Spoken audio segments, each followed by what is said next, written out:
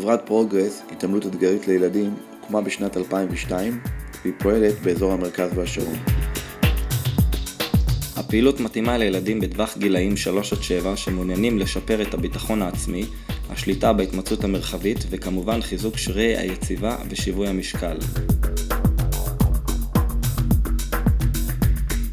החוג מתקיים פעם בשבוע, בקבוצה משתתפים עד 14 ילדים, משך זמן הפעילות 45 דקות.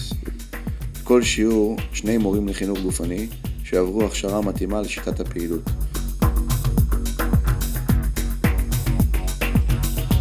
לאחר ניסיון מעשי רב, בנינו תוכנית פעילות שנתית לא תחרותית ואחידה בכל מוקדי הפעילות הקיימים.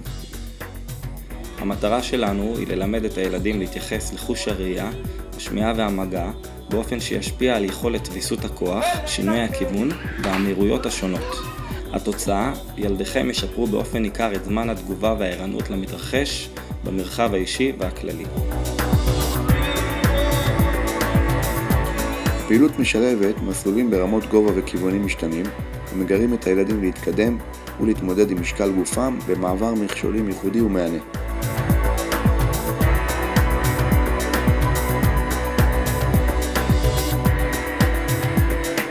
משחקי התנועה, המפגש עם החברים בקבוצה וההנאה מהחוויה יוצרים תהליך חינוכי של התמדה ורצון טבעי של הילד להגיע לכל שיעור.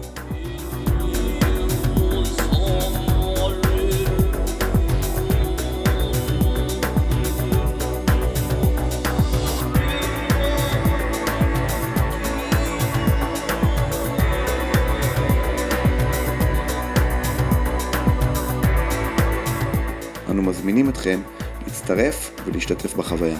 טוב, ולהתראות.